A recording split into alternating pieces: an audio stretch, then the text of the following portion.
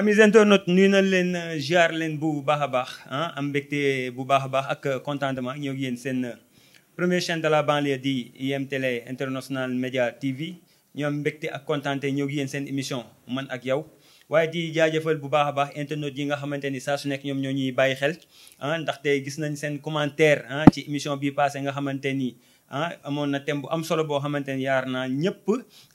rafetlu nañ ko. waaye nag di nuyu bu baax a baax internautes yi nga xamante ni ñoom it saa yu ñu defee émission dañ ciy def seen commentaire mu nekk loo xamante ni lu am solo la ndaxte yéen ñu tax a toog fii ba tax na rek lépp lu ñuy def rek ngir seen mbégte la. ba tax na mbokk yi xarit yi tey seen émission man ak yow ñu fas yéene waxtaanee waat ci beneen thème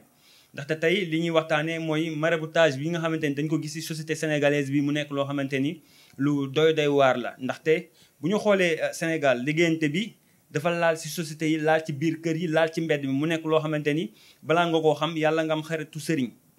soo amee xaritu sëriñ sax si ngay xam ni actuellement société bi ñuy dund léegi dafa nekk loo xamante ni lu dangereux la. ndaxte mën nañu wax nit ñëpp léegi gëmatuñu yàlla li ñu gëm mooy pour ñoom lépp lu ñu am rek sëriñ moo war a tax ñu am ko te nekk loolu dafa nekk loo xamante ni lu doy waar la. te jàpp naa ne xam naa si kanam tuuti sax si sa dina si ñëw mooy yàlla boo ko gëmee wóolu ko rek da nga koy bàyyi ak sa bopp mais bu fekkee da nga gëm keneen rek moom mu seetaan la. ba tax na tey loolu lañu fas yéene waxtaanee suñu thème ni ñuy def rek balaa ñoo dugg ci waxtaan bi nag damay bàyyi ki nga xamante ne moom mooy Cissé ak Karla ñu nuyoo su ko defee ñu dugg ci waxtaan bi Cissé maa ngi lay nuyu. Daam ñu ngi lay fay bu baax a baax di am mbégte ak kontaante di saf mbokk yi nga xamante ni ñooy safoo IM Télé International Média TV rawatina suñu émission man ak yow tey nag nga indi thème boo xamante ni thème bu lëmbee jamono la. nem na ba nit ñi sax tey gëmatuñu yàlla amatuñu courage. loolu nag tey ci société bi li muy yàqu bëri na ci ñi koy def tamit am na conséquences yi nga xamante ni ñu ngi koy si biir. loolu nag jar na tey ñu waxtaanee ko pour nit ki xam boppam pour ëllëg loolu mën a nekk loo xamante ni dina ko bañ a tardeel ci dundam. mbokk yi ci kanam tuuti dinañ ñëw ci moom muy Cissé gën a yaatal ndaxte moom ci kanam tuuti dina am partition bu am solo boo xam ne dina ko ci andi waaye ni ñuy def rek mooy damay bàyyi Karla mu nuyoog internautes yi su ko defee nag ñu dugg ci waxtaan Karla maa ngi lay nuyu. ndax maa ngi lay fay bu baax a baax di nuyu sama papa ji Gora Cissé maa ngi nuyu ki nga xam ne moom mooy Ami ak Lil Salam di wax sama mbokk internautes yi di leen wax ni dalal leen ak jàmm ci IM Télé International Média TV première chaîne de la banlieue. donc gis nga ni lañ koy defee à chaque fois di leen indil ay thèmes bu ko defee ñu gën cee waxtaan gën ci xuus loolu noonu lañ leen di indil tout le temps te thème aujourd'hui bi tey nekk na thème bi nga xamante ne dafa important muy muy maraboutage dafa bokk ci mots yi nga xamante ni instant bi ni moom moo gangréné suñu société. donc ci la ñu fas yéene indi ay leeral ku ci nekk wax ci sa xalaat bu ko defee ci kanam. jërëjëf mbokk yi xarit yi muy Karla gis ngeen comme ni mu ko waxee rek dafa nekk thème boo xamante ni dafa laal société bi yëpp ndaxte actuellement ni Sénégal bu ñu demee ba kenn wóolootul kenn dafay nekk loo xamante ni lu doy waar nit bu la mayee ndox nga naan sax yaa ngi xalaat est-ce que dafu ci dara bu demee ba société toll foofu rek problème am na. Cissé ñoo déggandoo thème bi tey naka nga ko jàngatee ndaxte gis nañ actuellement société bi dafa dem ba ñoom jàpp nañ ni lépp rek ci mbiru liggéey nit pour jël place am gis nit mu war a avancé nga ni du fi avancé xaaral ma kale ko société bi moo dem ba jàppe ni moom lépp mbiru sëriñ la pour moom mu mën a am njariñu boppam moom naka nga ko jàngatee. merci Dame maa ngi amaan mbégte bokk ak plateau bi sama doom Karla li nga wax lu am solo la ñu ngi koy dund ci société bi mais nag société la boo xamante ni lu ëpp ci ñu fiy dund dañoo manqué courage boobu nag li ko indi mooy pour nit ki mën a am xel mu daal ci diggante ak boroomam mooy nit ñi foog ñu fa laal diine seen wet ndax diine rek moom moo lay wane ni carrément daam fii mu toll tey da nga war a gëm yàlla yéene ko pour mu mën a avancer nga mën a avancer mais tey boo bëggee xeex Karla jàpp ni tey Karla fi mu taxaw tey man dama war a taxaw pour xeex naa ko pour ay compétence bu ñu demee ci wàllu compétence moo ma mën fuuf ma ne nag naa ko dem faagaagal du ma ci bañ dara léegi tey yow boo demee sëriñtu nit ba mu jeex nga éliminer ko mu dof wala mu jige place am après yow lan nga ciy gañe bëri na tey nit dem ci sëriñ fay ko xaalis pour di xeex ak kenn après résultat bi du demee neneen moom sax day dem ba ci biir mu jéppi boppam mu ne cey su ma xamoon comme lii lépp la laaj du ma ko def léegi nag li fi manqué mooy courage boobu amul te li ko indi mooy nit ñi gëmuñu yàlla mooy même bu ñu ko gëmee sax wóoluwuñ ko ndax gëm yàlla dëgg-dëgg mooy nangu nattu mooy dara am nga nangu nattu gëm ni lii la yàlla dogal parce que Yonent bi sallallahu alayhi wasallam dafa am lu mu doon wax lu am solo mu ne alxasuudu laa yasuudu mu ne ki iñaan du nekk sang mu ne moytul yow nit bi nga xamante ni yaa nekk ak sa moroomi nit di soxor wala nga iñaan parce que mu ne soxor ak iñaan dafay lakk jëf yu baax comme ni matt di lakkee ci biir safara léegi nag nit bu commencé soxor du iñaan léegi kooku nag dootul gëm ndogal dootu ko nangu loolu nag mooy pousser su demee ba xol bi xomaat tey mbon bi bëri ci moom dafa naan man nu mu mën a éliminer kii rek mën naa ko éliminer léegi société la boo xamante ni gëmuñu concurrence ngay gis koo xamante ni dafay nekk ci mbir defu ci fulaak fayda suba mu am wujju bu amee wujju nag moom mu bëgg a fulaal mbir moomu nag kooku bu ko rombee dem dafa naan lii bu mu fi amee léegi société la boo xamante ni gars yi benn amuñu courage beneen bi tamit ñemewuñu wujje ba pare tamit li doon dëgëral loolu yëpp mooy gëm yàlla bi fi waroon nekk gëm yàlla boobu nekk fi léegi nag yàlla moom dafay wax nit ki nga xamante ni dafay jàpp ni tey bu nit ki nekkee ci leneen dafa war a sëriñtu pour jëlee ko fi yàlla day bàyyi kooku wéet mu doole ki muy sëriñtu même bu ko mënee ci sëriñ tey mën ko sëriñ ci suba ginnaaw suba dëgg ji dina feeñ te kee dina nekk koo xamante nañ ko reetaan ñaata nit ñoo fi dem fexeel nit jël àkk nit lekk ko sëriñtu doomu aadama ne teliwuñ ko loolu dafay am wala ngay dund jafe-jafe wala mu dem conséquence boo xam ne dafay dem ci say njaboot parce que Yonent bi dafay man tawakkala ala shay'in wukkila ilayhi képp ku wéeru ci dara jàpp ne lii mooy régler sa mbir nekkatul gëm yàlla mu ne yow mbir moom dañ la koy bàyyi léegi nag problème boobu loolu la mooy nit ñi amuñu courage beneen bi tamit ñeme wuñu wujjee beneen bi li waroon dëgëral lépp mooy nit am pas-pas nit da ngay am pas-pas muy gëm yàlla loolu tamit amul ci biir société bi jërëjëf mbokk yi xarit yi gis ngeen ci yaatal bu am solo bi ngeen xamante ni Cissé wax na ko léegi ma ñëw ci Carla mais Carla est-ce que jàppoo ni tey comme ni ñuy waxee maraboutage bi nga xam te moom Joseph est-ce que jàppoo ni cause bi yëpp wala bokk bu fekkoon sëriñ yi ku ñëw ci yow di la sant liggéey bu bon nga ni ko loolu du mu ko mës a def est-ce que jàpp nga ne kon nit dina am fitu def moroomu nitam lu bon mais dañuy gis ni nit day am yéene def lu bon dem si sëriñ boobu moo am xam-xam bi moom mu jaral ko xaalis mu def nit lu bon pour yàqu ko ndax xaalis bien sûr Dame li nga wax dëgg la parce que instant bi dañoo nekk ci société bi nga xamante ne franchement dafa doy waar trop parce que képp ku jug rek ne moom sëriñ la donc man je me dis que tey bu dee yow sëriñ nga nit ñëw ci yow yëkkati xaalis ne la man de dama bëgg diw nga yàkkal ma ko boo refuser catégoriquement benn ñaar ba ñett amaana kooku dootul amati fit di ko def mais léegi da ngay gis carrément nëbbatuwuñu ñi ngi ci réseaux sociaux yi ñi ngi partout di wane carrément que ni lii xam naa ko lii mën naa ko te boo ñëwee ma defaral la ko te amaana ki ngeen di def loolu tey boo yàq tey Carla yow doo xool ci maa ngi yàqal Carla kese da ngay xool yow boo yàqalee tey Carla am na au moins 20 personnes yi nga xam ne tey Carla ci moom lañu yaakaar effectivement ci moom lañu yaakaar yow tey nga yàq tey Carla pour lan parce que après du la jëriñ dara yow lor nga nit yi nga xamante ni tey dañoo wéeru woon ci moom yaakaar ci moom donc je me dis que ça n'a pas d'importance tey jii ni buñ demee tey ba ne sëriñ amaana pour man ngeen xamle diine gi ngeen di jàppalante ngeen di wane nit ki lii la mën a def pour aar boppam mais pas ñuy nan laa ko ci mën a waxee pas ñuy encourager ñi nga xam ne dañuy ñëw naan defal ma diw lu ñaaw parce que amul benn importance te tôt ou tard da nga koy gis man je me dis que nit ki alimenté tey boobu ba mu jaral ko mu yëkkati yenn somme yi dem ci sëriñ pour mu yàkkal ma diw amaana kooku tey bu ko jëloon investir ci quelque chose ñu ñaanal ko mu jëm kanam je pense que c'est ça qui est mieux mais instant bi jamono bi toll na fi nga xam ni daam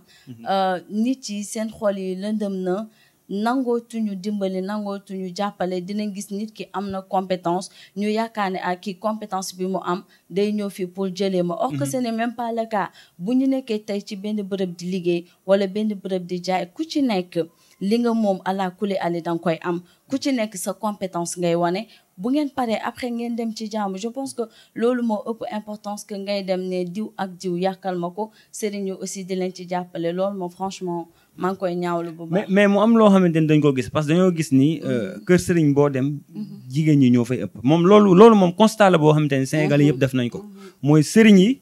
seen clients yi gën a dox jigéen lañ soit liggéeyal ma sama wujju liggéeyal ma sama wujju du am doom wala liggéeyal ma sama wujju jëkkëram liggéeyal ma sama wujju bu amee doom du tekki wala nga ne liggéeyal ma sama jëkkër du takk ñaareel dañuy gis liggéeyal bi dafa bëri trop si jigéen ñi lan nga yaakaar ni moom moo waral jigéen ñi ñemee trop li nga xam te ne moom mooy sëriñ si. li tax jigéen ñi ñeme ko dans man je me dis que bon man en tant que jigéen je les comprends pas parce que tey nit boo demee ba tollu ci foofu je me dis que peut-être am nga benn manque d'éducation te am na benn iman bi nga xam ni nekkul ci yow parce que tey lu nit am nga soxaree ko wala lu nit am nga teg ko bët ba muy jarañu entre ñun ñuy dem di defi ji lu ñaaw comme la fois passée suñu émission bi passé gis nga divorce ñu ngi ko doon wax donc da ngay gis des fois sax sa famille jëkkër dinañ dem yow ku jigéen ki même boo amul wujju bu fekkee bëgguñu la da leen di jaral ñu dem ci sëriñ te li ma ci gën a métti mooy da ngay gis ko xam dañuy jël dàllam wala ñu jël sa yére yóbbu ko ci sëriñ pour defama kii mu dee wala mu def wala mu dëddalee ko jëkkëram nga gis nit aussi da koy jaral mu dem di yàq wujjam wala doomu wujjam ci loo xam ni amul benn importance te ba tey dama je comprends pas lan mooy motiver jigéen ñi lan moo leen di pousser ñi koy def je me dis que instant bi àdduna jarul loolu ndax lépp loo fi gis tey jii nii amoon na ñu ngi ciy nekk mais tôt ou tard dañuy dem bàyyi ko donc nañu xalaat mujj gu rafet boo yaakaaree tey maa ngi def li pour yàqal Carla wala Carla mu dee wala mu dof bu ko defee tey jii nii jëmmi jamono yàlla ci say doom la koy fayu moo tax après ngay gis say doom di dund tolof lu nekk di ko dal yow nga ne man lan laa def yàlla or que ni yow avant da nga doon def doomu jàmbur yi lu ñaaw buggoo kenn avancé buggoo kenn am jàmm donc loolu tôt ou tard dafay répercuté wu donc jigéen ñi nga xam ne dañuy motiver di def loolu li laay war a suuri maa ngi leen di ñaan ku ci nekk na nga gëm sa bopp nga bàyyi sa bopp yàlla parce que je me dis munoo ne gëm nga yàlla ba pare te wóoluwoo ko donc boo ne gëm nga yàlla wóoluwoo ko donc loolu contradiction la je me dis que ni amul benn importance voilà c'est ça Cissé waaw bu ñu xoolee léegi Carla wax na ko léegi tey yow naka nga gisee parce que loolu dafa jaaxal sax nit ñi yow tey jigéen wala muy góor li ngay nar a dem si sëriñ parce que sax damay wax bëri na li ñu koy gis si jigéen ñi dem si sëriñ liggéeyal ma sama jëkkër wala liggéeyal ma sama wujju mu nekk loo xam te ba tey dafa jaaxal nit ñi tey balaa nga koo xam nga am xaritu sëriñ boo amee xaritu sëriñ da nga moom li mu lay wax la jigéen ñi ñëw di leen proposer si xaalis pour rek yàq soit seen wujju wala seen doomu wujju wala yàq ki nga xam te ne moom wala boog sama jëkkër takkal ma ko xala bu nekkee si man na dox bu demee sama wujju bu mu dox nan nga jàpp société moo dem ba tollu foofu ba nga xamante ni jigéen day jël ay mesures yu doy waar yoo xamante ni li muy jël moom après du ko calculer wala souvent nga liggéey sa jëkkër ba nga xamante ni ëllëg mën na génn àdduna si feebar boobu nga ko teg noonu ëllëg nga yuuxu te pourtant li tax mu dee boo xoolee liggéey bi nga ko liggéey moom moo ko sonal ba tax mu dee société bi fan la toll ba ñu nekk si boobu dimension waa xam nga société la bi nga xamante ni boo naan dañu topp lu nite dafa des mooy société boo xamante ni mode lañu topp mooy xew-xew rek la ñu topp ak àdduna muy société ba nga xamante ni parewuñu société boo xamante ni parewuñu léegi nag société bu parewul mbir yi si nii lay demee mooy li ñuy def dañuy mel ni ay bàyyi ma moom laa lay wax léegi dañuy doon ay altoppe parce que altoppe la ñuy doon dañuy jëf-jëf joo xamante ni jëfu bàyyi ma la parce que xam nga tey nit ni mu toll ki noppam yow wujje rek bu jaree nga ne naa ko rey wala naa ko dofloo ba dem sax bu ko góor ki nga takk ko xala te conséquences yu bëri léegi takk ko xala léegi boo ko takkee xala bu ñëwee ci yow mi ko takk xala si wujj bi du am dara bu ñëwee ci yow mu am dara mais après dafay jëlaat ay conséquences def ci borom kër gi wala léeg-léeg man yu bi muy génnee nga jël ko glacé ko ci frigo sëriñ laaj la ko nga yóbbu ko mais yooyu tamit après conséquences yu muy jur na bëtu sa jëkkër def yu mel noonu wala nga yóbbu ay yéreem ak yeneen mooy li fi nekk mooy société bi nga xamante ni pareeguñu mooy bu ñu paree woon dinañ xam ne mbir mi benn damay toog ma wujje ak samay feem pare naa jigéen la pas duma ci dugal li nga xamante ni mooy ay sëriñ mais même samay xarit buñ ma influencé wala man amatuma xel mu dal kon man ni ma nekkoo woon ne pare woon naa pour sëy parce que jigéen day waaj ñu waajal ko mu pare léegi bu dee waajoo pare woo moo tax mbir yi bu nattu ñëwee rek yow da ngay gis ni nga koy defee da ngay mun nga sax rey sa bopp te nit nag buy jëf-jëfu bàyyi ma du am mujj parce que bàyyi ma xam nga amul xel léegi nag société bi daf lay mujjee jéppi yow da ngay dem ba xat ci li nga xamante ni mooy société te gis nga nit bu gëmee dem ba gëm maraboutage chaque jour sëriñ lijjanti sëriñ nekk ci sëriñ day dem ba yow sa gëm yàlla dafay xoosu dootoo ci am dara da ngay jàpp ne lu yëngu rek yow sëriñ moom moo koy régler léegi nag kooku dootul tal sëy bi jëkkër ji sax su yëngoo day jàpp ni jëkkër ji daf koy sëriñtu wujj bi bu yëngoo day jàpp ni wujj bi daf koy sëriñ da ngay ñaaw njort parce que fi mu nekk dafa amul xel mu dal loolu nag société bu ñàkk a pare moom mooy indi loolu léegi nag si jigéen dañ koy ñu waajal ko mu daal di pare mu pare nag pour dékku li nga xamante ni lañ nar a teg ci kaw mais bu dee dara nekku fa nag loolu moom mooy waral yi ngay wax ni mais ñu gis góor ñu bëri si seen biir néegu sëy dañoo jeng ndaxte li leen jengloo mooy seen jabar moo leen liggéey ba seen beneen soxna bi sax moom du comprendre ni liggéey bi ñu liggéey jëkkëram moo tax mu jeng parce que góor ñu bëri tey bu ñu xoolee Sénégal jeng nañ seen biir néegu sëy mais seen jeng bi ñu jeng du neen Cissé waaw loolu moom da nga koy gis da ngay gis jigéen sax dafay ndamu carrément fa ma ko yóbbu la ma ko def loolu tamit aussi du mujj fenn parce que ak li nga def ak la mooy ngeen waroon nekk ci liberté ngeen nekk ci jàmm sëy bi neex ni ngay neexle la keneen neexle yow nga fexe ba def say mën-mën say pexe nga jàpp ni loolu tamit say njaboot dina ci mujj parce que jigéen dafa war a moytu ak ci biir sëy parce que ak boobu dafay nekk loo xamante ni ëllëg dafay sonal njabootam aussi waaw dafay sonal ay doomam moo tax ak boobu diggante jëkkër li ñuy wax naan jëkkër sang la moo tax bu la kenn poussé boo mu ne ba nga ne yaa ngi sëriñtu sa jëkkër wala nga yàq pour wujjeeg sa wujj donc ne xam nañ ni wujj metti mais boo demee ba mënatoo muñ yaa xëyit sëy boobu nga tas ko dem seeti leneen moom mu dem seeti leneen parce que gis nga yooyu di commencé am sëriñ ci yooyu di am bu yàggee même bu demee ba affaire yi commencé dëgër parce que sëriñ bul fàtte ni contrat la mun na benn moment mu jàpp mun na moment mu jeex mais après bu paree conséquences yi bu yàqoo lan la war a jur est-ce que yow sa bakkan dina ko fekkee est-ce que yow di nga mujjee ak jàmm est-ce que yow say njaboot moo tax jigéen lépp lu muy def comme que day topp njabootam parce que jigéen rek la yàlla may benn pouvoir Yonent bi sallallahu alayhi wasallam daf koy wax mu ne diggante bu ñuy ñaanee bañ naan amin mu ne amul rideau mu ne sa waajur bu la ñaanalee waajur bu jigéen rek la ko yàlla may bu ne woon doomam da ngay saxaar doo tàkk wala yàlla na nga gën a bon say njaboot loolu da koy topp parce que malaaka yi dañuy nangu directement ne amee léegi nag ku mel noonu ak taxawaay boobu nga am kon yenn àq yi bul ko dugal di kale li nga xamante ni mooy sa doom Cissé mu nekk lu am solo bu ñu ñëwee ci Carla ñu gis actuellement nii société bi dañoo dem ba nit ku nekk même sax tey boo doon dem di déposer ji boo gisul sëriñ pour yow si li ngay déposer du baax ñu gis société bi dem na ba toll foo xamante ni yow pour yow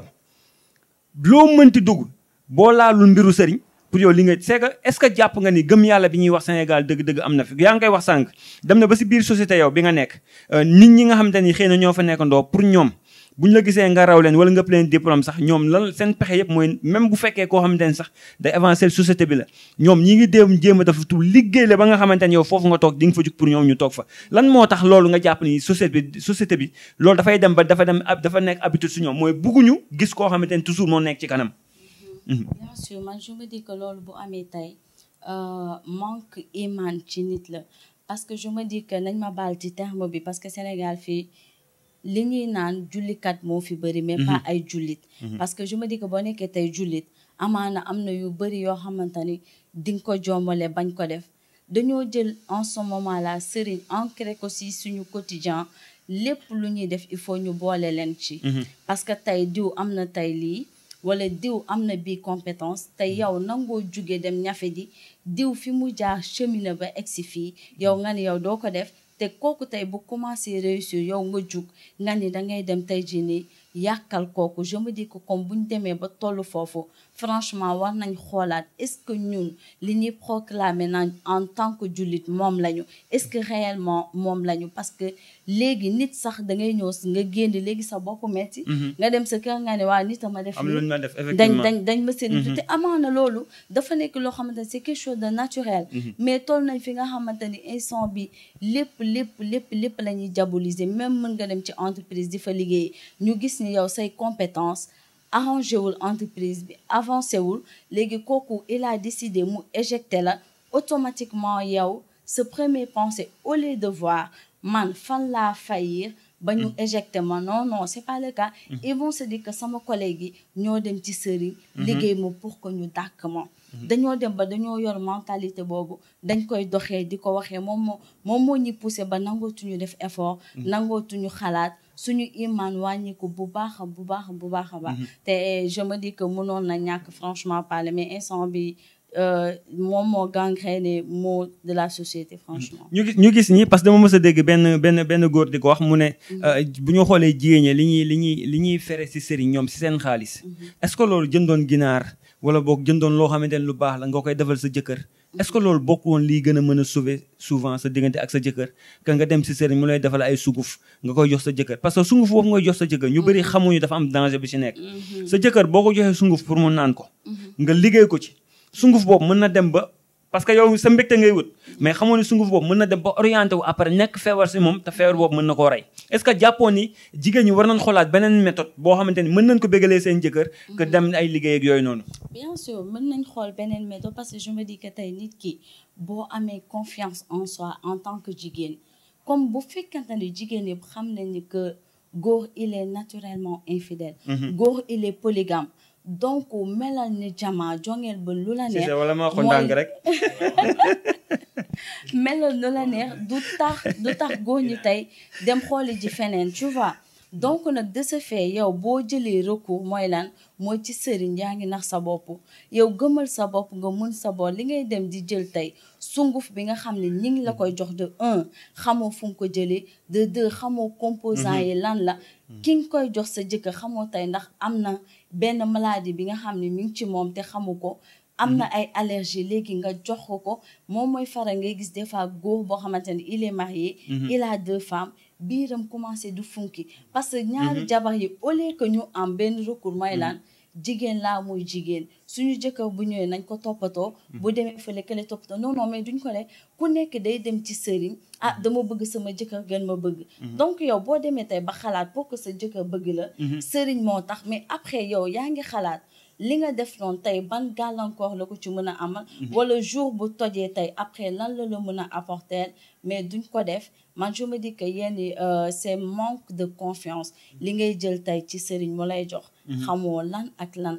la nga ñëw jox ko say papaay doom ngeen rey ko ngeen perte sa famille dispersée wu ça n'a pas de sens nañu delloo si suñu xel xam ni ñun ay jigéen lañ góor ñi moom ak lu ñu mënti def bu ñu bëggee xool feneen kenn mënu leen ko tere mais li la ci mën a génne mooy xamal sa bopp nga am confiance en soi toppatoo ko ba tey jii ni benn góor doful képp ku toppatoo sa jëkkër dina la respecter c'est pas parce que dem na takk ñett ba ñeent que daf la manquer de respect wala dafa am lu manqué ci yow dara manqué wul ci moom de mais yàlla moo leen moo ñaalee loolu buñ demee tey bañ ne tey dañuy am nañ ci jabar donc il faut se préparer psychologiquement comme li sama papa wax léegi boo mënee toog nga toog mais bu fekkee mënoo toog aussi jarul recours ngay dem di ut ci sëriñ di dëddalee di yàq boo mënul amoon demal sa beneen morom bu mën mu ñëw toog mu gérer je me dis que solution bi loolu la mais pas recours maraboutage franchement. merci beaucoup Carla si kii bu am solo mais Cissé dañuy gis ni suñu société bi ñu bokk tey booy gën a jigéen parce que ñi ngi koy wax si émission bi passé boo xoolee dafa xaw a laalante booy gën a jigéen takkoo ko dem takk keneen moom danaa la duma la jariñoo mais keneen du la jariñoo parce que fenn la koy teg mooy da lay liggéey yaaxal la tey boo nekkee société nga ñëw fa bees ëpp leen xam-xam ñoom ñu nekk dañuy esprit bi ñu yor mooy ñoom ñoo fi nekkoon bi muy met kon yow mii xale doo fa ñëw jiite leen léegi benn pexe lañ lay wuta mooy dañ lay liggéey yaaxal la te xamuñu bu ñu la yaaxalee yaaxal nañ société bi lan moo tax ñu dem ba société bi dem ba yor boobu esprit mooy da ngay xool beneen bi stop mooy def nga benn seetlu Cissé est-ce xam nga ne kër goo dugg borom kër ga dee na waaw def nga seetlu boobu kër goo dugg Sénégal boo laajtee ana borom kër gi muy góor ñu ne la dee na même bu amoon ñeenti jabar yëpp fa nga leen di fekk lan moo waraloon nga jàpp ni parce que jabar bu nekk bu fekkee dafa jàpp benn góor di ko liggéey ku góor ko si sa jàpp nga dina mën a gudd fan waaw daam loolu am na solo parce que góor tamit dafa ragal coow bu dee am na ñeenti jabar tamit mënatu leen maîtriser stress boobu rek surtout jigéen boo xamante ni dafay coow guddi loolu rek mën na rey góor beneen bi tamit boo ci doolee maraboutage bi kooku du am ñu lay physique jox ngay lekk ngay naan jox ngay lekk parce que tamit góor mënul mucc dañuy jox ngay lekk ba pare tamit sa jabar du la tiimal lekk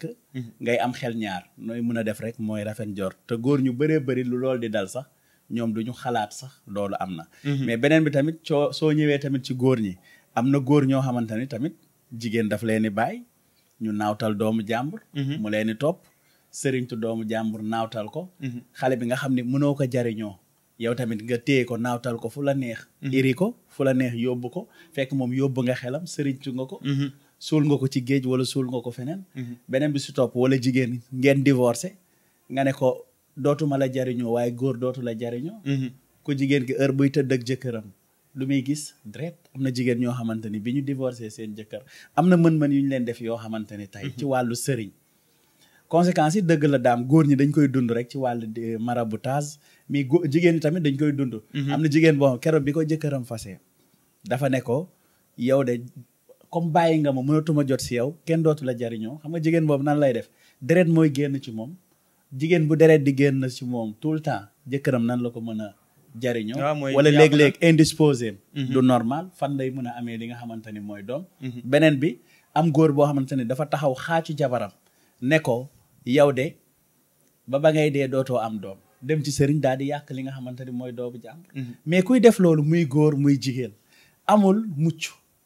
amul benn mucc boo xamante ni nekk mais seetlu bi nga def nag seetlu bu am solo la mooy soo xoolee tey kër yi góor ñu bëree bëri dem nañ suñu deewul AVC nañ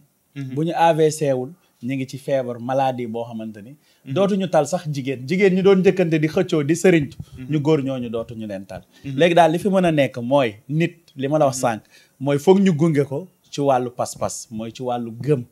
lu ñëw nga nangu ko mais nag nit na xam ak loo am sëriñ muy ku góor ki muy ku jigéen ki defal ndànk yeneen bi dafa doon wax if alma sita defal lu la neex waaye fa alam na nga xam kamaatu diinu tu daanu na nga xam ne li nga leble moom lañ lay fay tey leble nga lu bon loolu yaa ngi ciy am ndam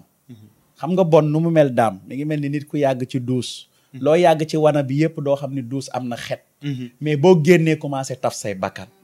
léegi nag noonu la demee boo nekkee ci bon da ngay jàpp ni tey yow bon moom lu am sens la loo yàgg ci duus bi yëpp du la déranger mais boo génnee ci mbedd mi ci biti tëj bunt bi doo tax bëgg a taxawate parce que commencé taf say bakkan loolu nag soo demee nag ba mbir dab la ci ngay doog a xam damay gis ni pour jot sa jëkkër jaru ko boo demee ba koy sëriñtu di yàqal say doom ëllëg wala yow ngay am ay àq yooyu dund nga bàyyi ko te yàlla tax boo demee tamit xale bu jigéen bi ba mu bàyyi la ne la yow mën na laa bàyyi yow tamit na nga am fulla gu toll ni bul ko maraboutage beneen bi tamit nit ki tamit foog mu nangu concurrence nit munoo fi nekk nag chaque jour di raw benn waxkatu arab dafay am lu mu doon wax mu ne innal jadidayni iza mastawlaya ala jadidin adna yaahu lilima mu ne naka ñaari bees yi comme fi yàgg fekk nga ràpp ñu ne ko mooy lan mu ne mooy guddi ak bëccëg guddi ak bëccëg bu la fi yàggee fekk nga nekk star beneen star bu ñëwee dalay folli yow mi nekk star daal di taxaw lu bees bu ñëwee ci kaw lu bees day folli lu bees li fi nekkoon yëre bu bees bi nga am tey soo amee beneen yëre bu bees moom ngay gën a fonk ko yëre bële léegi nag nit ñi foog ñu pare pour wujje muy wujje góor ñi nangu ku leen raw ñu nangu ni carrément dañ leen raw pas maraboutage ñu gëm ko nangu ko yàlla gis nga nit bu nekkee ci benn voie di dem nga koy soxoree yow da ngay gën a suulu moom muy gën a yëkkati léegi nag li fi nekk tey mooy ñun amuñu courage ba pare tamit pare wuñu foog ñu pare li nangu mooy nangu concurrence daam da ngay nekk animateur ma nekk animateur ñu jàkkaarloo yow daam xam nga lan moo ñuy différencier mooy defar say compétence man ma def compétence léegi lan moo tax ma war a faagaagal daam mooy man gëw ma sama bopp aw ma courage mos naa dégg Lamine Samba ma koy nuyu bu baax a baax mu ne suñu métier bi koo gis mu siis rek mooy ki nga xamante ni peut-être mënul métier te effectivement bi ma déggee mu wax loolu effectivement loolu wax na wax ju am mooy solo professeur bu xamut li mu yor professeur bu ñu laaj mu énervé wu wala di yuuxu di saaga xamut li mu yor boo mënee li ngay def carrément nit bala ngaa gën a sawar sax mooy kii concurrence na dëkk ak yow licenciaire yow boo ci jaaree ba bàyyi moom mu jaar ci nit ñi dinañ xam ni roy du nuroog pire merci beaucoup Cissé ci kàddu yu am solo yooyu nga xamante ni wax na ko léegi mais Karla mu am loo xamante ni xam naa toujours moom la ñuy wax fu ñu ne problème dinañ ne solution lan nga jàpp ni peut-être société buñ ko taxawaaye parce que ñuy wax lu bon moom du fi jug mais lan nga jàpp ni nit ñi moom moo leen mën a muccal ndaxte toll nañ si jamono joo xamante ni actuellement ni nit ñi nu ñu mën a def pour yàqal la nu ñu mën a def pour yàq la nu ñu mën a def pour yàq sa der wala yàq la yow sa bopp nga yàqu dañ koy def naka nga nan nga jàpp ni buñ ko defee xëy na nit ñi buñ ci reculer mën nañ ci yàlla mën na leen si musal. monsieur Dame loolu moom c'est très important comme ni nga ko waxee nii tout le temps fépp foo mën ci nekk dina am nit ku baax am nit ku bon mais li bon mooy nga nekk ci lu bon dëkk ci saxoo ko nga yaakaar ni yow li nga nekk ni lu baax la instant bi monde bi ñu nekk dañoo nekk ci ère lan mooy réseaux sociaux yi c'est pas lépp luñ fa exposé comme vidéo rek dafa nekk loo xam ne daf ñuy jëriñ nañu xam benn instant que dëkk bu nekk ak réalité ñun Sénégal lañ nekk donc buñ nee Sénégal tey dañuy ne pays lan pays musulman donc buñ nee pays musulman donc nous on est des musulmans te dañ ko war a prôner dundee ko jëfee ko mais instant bi nii loolu moo raar parce que da ngay gis tey jii ne daam ñëw na fenn man Carla man maa ko fa jiitu bu ma gisee daam am na yenn compétence yi le temps que man naan damay dem tey ci sëriñ di ko yàq amaana su ma approché tey daam mun na ma jàngal lu bëri léegi nag bu ko defee lu bon comme munu fee jóge carrément mais dina wàññeeku lu bëri dinañ ko mën a développer donc man damay wax ak nit yi rek àdduna dara jaru ko fi li ngay def pour yàq doomu aadama boo ko jëlee tey uti ci xam-xam investir ko xëcc ay xale yi nga xam ne tey taux de chômage bi dafay bëri nga jàppale leen amaana dinañu jëme tey ci kanam mais pas di jël recours di def nit lu bon amul benn sens donc nañu delloo si suñu xel yi bu baax a baax a baax xam ne àdduna éternelul lépp loo fi gis c'est juste éphémère et que boo nekkee loo xam c'est éphémère tey dara dàqul nga dem ñuy lay wax seddal la lu baax je me dis que dara dàqul donc nañ delloo si xel yi gëm suñu bopp bañ a def lu ñaaw bañ a yéene kenn lu ñaaw nañu yéene nit yi lu baax parce que mënoo yéene nit lu bon ba pare yow nga bëgg avancer mënul nekk lépp li nga yéene nit yow sa bopp dina la dal comme li ñu naan yéene néeg la borom a cay fanaan te loolu je me dis que wax la bu am solo te nañ ci bàyyi xel bu baax a baax jërëjëf ma baale rek balaa ngaa kii ma baale rek comme ni ñu ko waxee rek li ñu amoon temps jeex na ma baale rek nga joxawaale sa mot de la fin. bien sûr Dama di kontaan tout le temps di participer ci émission bi nga xam ni man ak yow la nekk na benn émission boo xam ne franchement ay thèmes yu important la ñuy souligner te loolu ça va permettre beaucoup de gens yi nga xam ne ñu ngi ñuy suivre surtout suñu mbokk internet yi te nga xam ne Sénégal instant bi dafa bëri population jeune la donc li je me dis que benn instant même bu fekkee mënuñu leen conscientiser à 100% mais au moins minimum 50% yi dina jàll dina tax nit yi dinañ gën a xoolaat seen toog yi parce que am na ñoo xamante ne tey ñi ngi def loolu c'est parce que xëy na amuñu ku leen jege amuñu ku leen di yedd amuñu kuy wax ak ñoom xëy na peut-être li ñu def ni tey amoona maa ngi ñaan yàlla mu jëriñ leen bu ko defee ñu gës ci seen bopp di leen jox jig daje ba beneen incha allah di remercier ki nga xam ne moom mooy Lil Salam moo nekkoon ci cadrage bi di remercier ki nga xam ne moom mooy Amir du ñu fàtte aussi madame Ndiaye daam di la remercier bu baax di remercier sam papa di wax mbokk internet yi ñu ngi leen di jox dig daje ba beneen ak beneen thème merci beaucoup jërëjëf mbokk yeeg xarit yi ci kàddu yi nga xamante ni moom la Carla wax mu nekk loo xamante ni lu am solo la ndaxte wax na ko léegi si biir waxem bon xëy na boo nekkee ci dëkk toujours comme ni ñu koy faral di waxee bul xool yow sa dëkk bañ njariñ la amoon mais yow xoolal yow lan nga mën a apporter sa dëkk lan nga mën a jariñal sa dëkk te loolu dafa am solo ndaxte comme ni ñu ko waxee rek ku yokkul yaa wàññi te ñun aussi tamit li ñuy def rek c'est juste rek pour conscientiser ñi nga xam te ñoom ñooy jeunesse bi ndaxte actuellement ne bu ñu xoolee comme ni mu ko waxee léegi dëkk bi boo xool li si ëpp ay ndaw lañ te ndaw yi dafay laaj ñu leen di fàttali di leen delloo si pour ñu xam ne rek li am solo mooy àdduna boo si nekk rek dañuy fàttalante di motalante si c'est yaar naa buñ ne jafe-jafe toujours dinañ ne problème ana naka nga jàpp ni buñ ko defee xëy na jafe-jafe yi ñuy wax ni leen mooy maraboutage bi nga xam te dañuy gis ni daf société bi dañ ko gëm trop kenn du wax amul parce que tey ku si nekk ñaan nga yàlla di ñaanlu mais dañoo gis société bi dafa mel dañoo fàtte yàlla jël li nga xam te moom mooy mbiru sëriñ teg ko ci kanam te yàlla moom laa wax léegi boo ko bàyyi ak sa bopp moom mu jàppal la boppam waaye boo jëlee sa bopp nga jiital ko nga jëlee sa bopp ci keneen su ko defee yàlla bàyyi laa kook toog jëla seetaan nan nga gisee ni rek peut-être buñ ko defee xëy na lii mën na wàññeeku ndaxte gis nañ Sénégal yàqante bi dafa bëri trop waaw daam ñu gëm suñu bopp bu baax beneen bi tamit li gën a am solo mooy ñu fexe ba suñuy mbir ñu koy delloo si yàlla.